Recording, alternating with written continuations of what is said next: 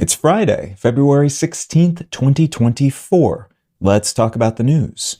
From the New York Times, Imran Khan's opponents reach deal to shut his allies out of government. Two of Pakistan's main parties have agreed to form a coalition government, nudging former Prime Minister Khan's supporters out of the picture in the process.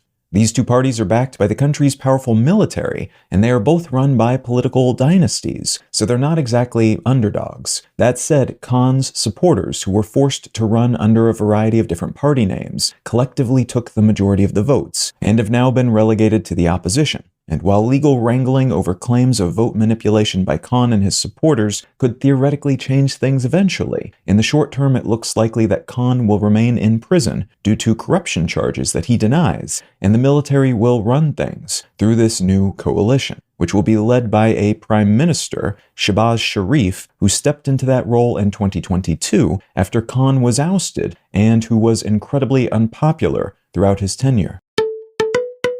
From Clean Technica, new high-powered charging network Iona launches in USA. A new joint venture launched by BMW, General Motors, Honda, Hyundai, Kia, Mercedes-Benz, and Stellantis to build out a network of fast chargers for electric vehicles has announced its first approved projects. Its initial batch of charging stations are expected to come online this year, and the venture is aiming to install about 30,000 of them across North America, challenging Tesla and a few other smaller businesses that have so far installed the majority of chargers, with Tesla dominating the fast charger market in these countries.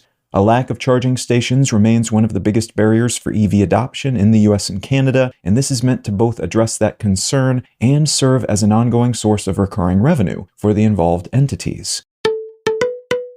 And from Africa News, Malawi lifts visa restrictions for 79 countries. The government of Malawi has lifted visa restrictions on people visiting from 79 countries, including a broad swath of African nations and overseas locations like China, Germany, Australia, and Canada. This exemption is meant to help increase the flow of tourists to Malawi while also increasing its trade and diplomatic ties with these other nations. And it's representative of similar visa easings in other southern African nations, many of which are trying to increase tourism and stoke new economic opportunities locally and globally.